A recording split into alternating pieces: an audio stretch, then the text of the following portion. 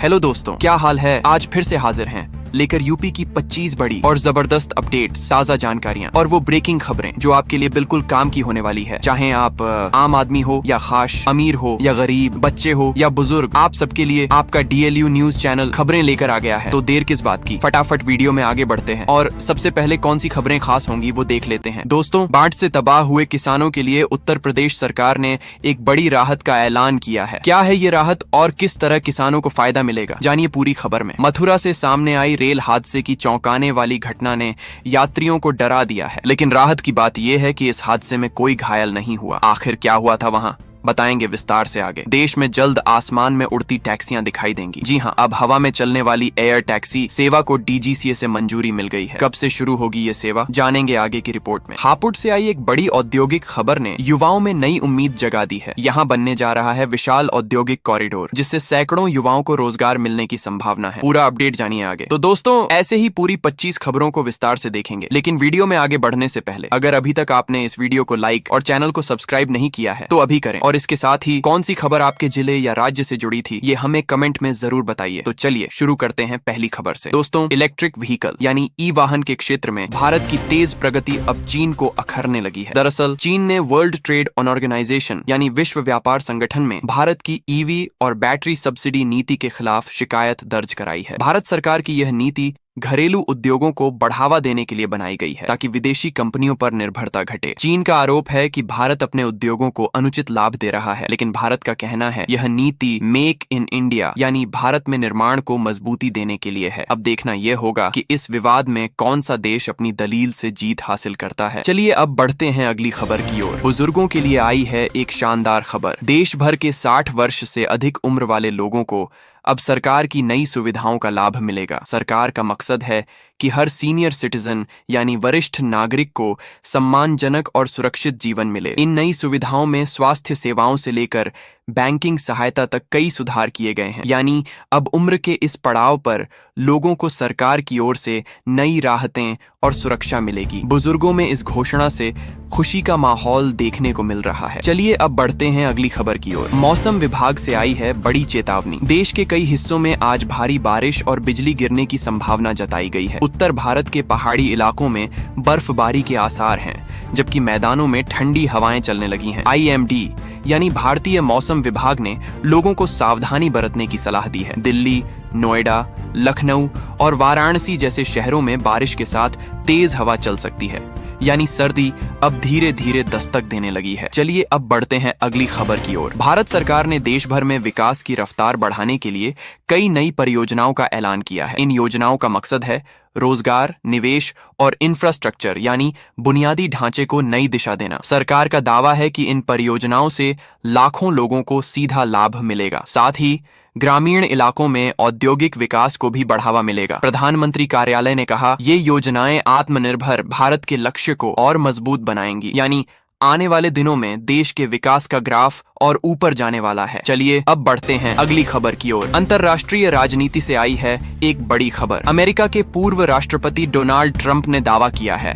कि प्रधानमंत्री नरेंद्र मोदी ने रूस से ज्यादा तेल न खरीदने पर सहमति जताई थी। ट्रंप ने कहा कि उन्होंने मोदी से इस मुद्दे पर चर्चा की थी और भारत ने समझदारी भरा फैसला लिया। हालांकि भारत ने हमेशा कहा है कि वह अपने राष्ट्रीय हित को ध्यान में रखकर ही फैसले लेता है। यह बयान ऐसे समय आया है जब रूस से कच्चे तेल की खरीद पर पश्चिमी देशों की नजरें टिकी हैं। अब देखना होगा कि इस दावे से भारत अमेरिका संबंधों पर क्या असर पड़ता है। चलिए अब बढ़ते हैं अगली खबर की ओर। दोस्तों, एक शानदार खबर रेलवे से जुड़ी है। गोरखपुर जिले के घुघली आनंद नगर रेल परियोजना को अब पूरा बजट मिल गया है। रेल मंत्रालय ने इस प्रोजेक्ट को अगले साल तक पूरा करने का लक्ष्य तय किया है। इस नई रेल लाइन से यात्रियों को तेज और सीधी सुविधा मिलेगी। स्थानीय लोगों का कहना है कि इससे व्यापार और रोजगार दोनों में बढ़ोतरी होगी, यानी आने वाले समय में पूर्वी उत्तर प्रदेश की रेल कनेक्टिविटी एक नया रूप लेने वाली है। चलिए अब बढ़ते हैं अगली खबर की ओर। मुख्यमंत्री योगी आदित्यनाथ और समाजवादी पार्टी प्रमुख अखिलेश यादव के बीच एक बार फिर जुबानी जंग छिड़ गई है। योगी ने कहा कि पिछली सरकारों में परिवारवाद और भ्रष्टाचार चरम पर था। उन्होंने तंज कसते हुए कहा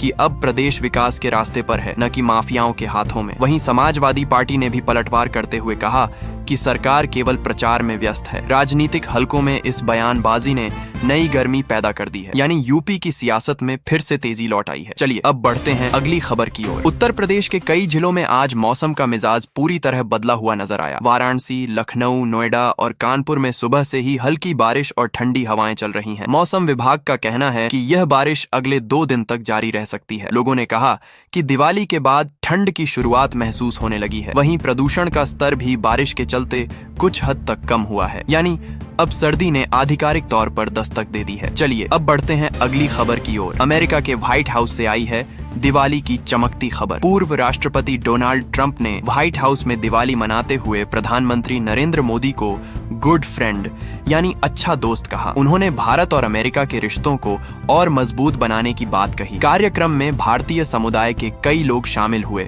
और सांस्कृतिक रंगों ने माहौल को रोशन कर दिया। ट्रंप ने कहा, भारत और अमेरिका मिलकर विश्व शांति में बड़ा योगदान दे सकते हैं। यानी व्हाइट हाउस में इस बार दिवाली ने दोस्ती का दीप भी जला दिया। चलिए अब बढ़ते हैं अगली खबर की ओर। रेलवे भर्ती से जुड़ी बड़ी खबर सामने आई है। RRBNTPC यानी railway recruitment board non technical popular category के तहत बड़ी वैकेंसी निकली है। इसमें स्टेशन मास्टर समेत कई पदों पर आवेदन आमंत्रित किए गए हैं। योग्य उम्मीदवार जल्द आवेदन कर सकते हैं क्योंकि भर्ती प्रक्रिया अगले महीने शुरू हो रही है। सरकार का दावा है कि इससे युवाओं को हजारों नए रोजगार मिलेंगे, यानी रेलवे फिर से युवाओं के लिए सुनहरा मौका लेकर आया है। चलिए अब बढ़ते हैं अगली खबर की ओर। उत्तराखंड से आई है दुखद खबर। पुराने लंदन हाउस में भीषण आग लग गई, जिसे कई घंटों की मशक्कत के बाद काबू में लाया गया। दमकल विभाग ने बताया कि आग इतनी भयंकर थी कि पूरी बिल्डिंग धुएं में घिर गई थी। स्थानीय लोगों ने बताया कि आग लगने के समय भवन में कुछ लोग मौजूद थे जिन्हें सुरक्षित निकाल लिया गया। हालांकि आग लगने के कारणों की जांच जारी है, यानी प्रशासन की तत्परता से एक बड़ा हादसा टल गया। चलिए अब बढ़ते हैं अगली खबर की ओर। दिल्ली NCR में दिवाली के बाद हवा की गुणवत्ता बेहद खराब हो गई है। नोएडा और गाजियाबाद का एयर क्वालिटी इंडेक्स यानी वायु गुणवत्ता सूचकांक रेड जोन में पहुंच गया है। लोगों को सांस लेने में परेशानी और आंखों में जलन की शिकायतें बढ़ गई हैं। विशेषज्ञों का कहना है कि पटाखों और मौसम के ठहराव ने प्रदूषण को बढ़ा दिया है। सरकार ने लोगों से मास्क पहनने और सुबह के समय बाहर न निकलने की अपील की है, यानी दिवाली की रौनक के बाद अब प्रदूषण ने घेरा डाल लिया है। चलिए अब बढ़ते हैं अगली खबर की ओर। प्रेमानंद जी महाराज को अचानक पेट में तकलीफ के चलते अस्पताल लाया गया। डॉक्टरों ने अल्ट्रासाउंड जांच की, जिसके बाद भक्तों की भीड़ अस्पताल के बाहर उमड़ पड़ी। भक्तों ने महाराज के शीघ्र स्वस्थ होने की कामना की। अस्पताल प्रबंधन ने कहा कि चिंता की कोई बात नहीं, महाराज जी पूरी तरह स्थिर हैं। इस दौरान अस्पताल परिसर में श्रद्धालुओं ने भजन और प्रार्थना की धुनें गाई, यानी भक्ति और श्रद्धा के माहौल ने शहर में अलग ही ऊर्जा भर दी। चलिए अब बढ़ते हैं अगली खबर की ओर। महाराष्ट्र की सियासत में इन दिनों अंदरूनी खींचतान तेज हो गई है। बिहार के बाद अब महागठबंधन में आपसी मतभेद सामने आने लगे हैं। कई नेता अपनी ही पार्टी से नाराज चल रहे हैं और इस्तीफे की चर्चाएं तेज हैं। विपक्षी दलों के बीच सीट बंटवारे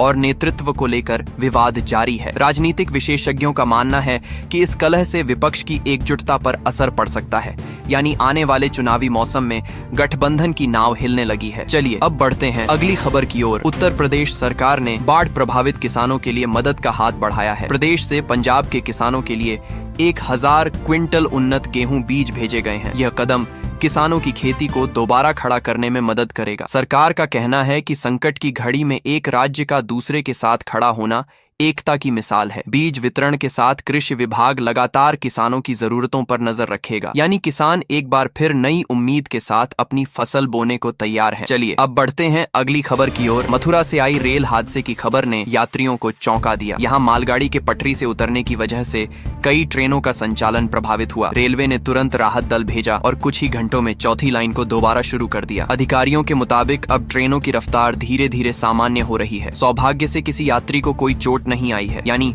प्रशासन की फुर्ती से एक बड़ा संकट टल गया। चलिए अब बढ़ते हैं अगली खबर की ओर। बिहार चुनाव से पहले सियासत में हलचल बढ़ गई है। पहले चरण की वोटिंग से पहले आरजेडी, कांग्रेस और जन सुराज के कई उम्मीदवारों ने अपने नाम वापस ले लिए हैं। राजनीतिक गलियारों में इन इस्तीफों को लेकर तरह तरह की चर्चाएं हो रही हैं। विशेषज्ञों का कहना है कि यह कदम कई सीटों पर समीकरण बदल सकता है। विपक्षी पार्टियां इसे अंदरूनी असहमति का नतीजा बता रही हैं, यानी चुनावी बयार में अभी और उठापटक बाकी है। चलिए अब बढ़ते हैं अगली खबर की ओर। दिवाली के बाद दिल्ली का वायु प्रदूषण अपने चरम पर पहुंच गया है। पिछले 5 सालों में इस बार सबसे ज्यादा AQI यानी एयर क्वालिटी इंडेक्स दर्ज किया गया। दिल्ली की हवा इतनी खराब हो गई है कि स्कूलों को बंद करने की नौबत आ गई। सरकार ने निर्माण कार्यों पर भी अस्थायी रोक लगा दी है। लोगों से कहा गया है कि जरूरत के बिना घर से बाहर न निकलें। यानी त्योहार की खुशी के बाद अब सांस लेना मुश्किल हो गया है। चलिए अब बढ़ते हैं अगली खबर की ओर। सऊदी अरब से आई एक ऐतिहासिक खबर ने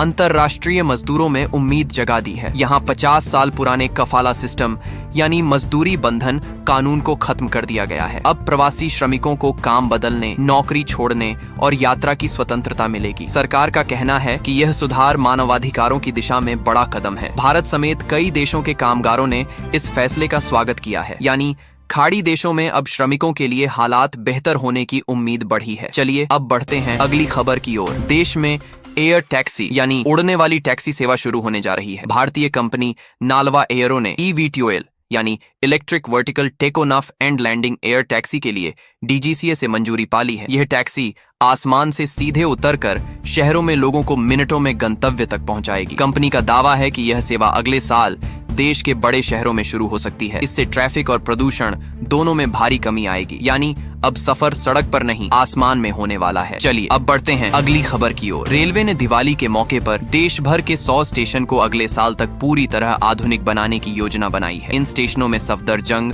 चंडीगढ़ और बिजवासन जैसे बड़े नाम शामिल हैं। रेल मंत्रालय का कहना है कि यात्री सुविधाओं में वर्ल्ड क्लास यानी विश्व स्तरीय बदलाव किए जाएंगे। यह काम स्टेशन रीडेवलपमेंट मिशन के तहत पूरा किया जाएगा। नई तकनीक और हरित ऊर्जा पर भी विशेष ध्यान दिया जा रहा है। यानी अगली दिवाली तक सफर का अनुभव बिल्कुल नया होने वाला है। चलिए अब बढ़ते हैं अगली खबर की ओर। उत्तर प्रदेश सरकार ने औद्योगिक विकास के लिए एक और बड़ा कदम उठाया है। हापुड़ जिले में 107 बीघा जमीन को इंडस्ट्रियल कॉरिडोर यानी औद्योगिक गलियारे के लिए चिन्हित किया गया है। इस कॉरिडोर से क्षेत्र में सैकड़ों युवाओं को रोजगार मिलेगा। सरकार का कहना है कि इससे आसपास के जिलों में भी निवेश के नए अवसर खुलेंगे। उद्योग विभाग ने इस जमीन को अगले कुछ महीनों में विकास के लिए तैयार करने का लक्ष्य तय किया है। यानी यूपी अब निवेश के नए नक्शे पर अपनी पहचान दर्ज करा रहा है। चलिए अब बढ़ते हैं अगली खबर की ओर। भारत अब रूस से 10,000 मिसाइलें खरीदने योजना बना रहा है। रक्षा मंत्रालय ने इस सौदे को लेकर प्रारंभिक मंजूरी दे दी है। इस डील से भारत की सुरक्षा क्षमता और मिसाइल डिफेंस सिस्टम यानी रक्षा तंत्र और मजबूत होगा। रूस से मिल रही तकनीक को भारत में भी तैयार किया जाएगा। रक्षा विशेषज्ञों का कहना है कि यह समझौता भारत को आत्मनिर्भर रक्षा शक्ति बनाएगा। यानी अब देश की सीमाएं और भी सुरक्षित हाथों में होंगी। चलिए अब बढ़ते हैं अगली खबर की ओर। अमेरिका के व्हाइट हाउस में दिवाली का उत्सव इस बार भी खास रहा। ट्रंप ने कार्यक्रम में भारतीय परंपराओं की जमकर सराहना की। उन्होंने कहा कि भारत और अमेरिका का रिश्ता सिर्फ रणनीतिक नहीं बल्कि सांस्कृतिक भी है। दिवाली के इस अवसर पर अमेरिकी मेहमानों ने भारतीय मिठाइयों और दीप सज्जा का आनंद लिया। ट्रंप ने मंच से कहा, भारत हमेशा मेरा दोस्त रहेगा। यानी दिवाली के दीप इस बार दोनों देशों की दोस्ती को और रोशन कर गए। तो दोस्तों, ये थीं आज की कुछ महत्वपूर्ण खबरें और जानकारियां जो आपके लिए बेहद उपयोगी साबित हो सकती हैं। ऐसी जानकारी आपको शायद और कहीं एक साथ न मिल सके, इसलिए रोज की ताजा खबरों के लिए हमारे चैनल को सब्सक्राइब जरूर करें और वीडियो को लाइक नहीं किया तो लाइक करें। साथ में अपने जिले का नाम कमेंट में लिखें ताकि आपके जिले से जुड़ी हर जानकारी आप तक पहुंच सके। धन्यवाद।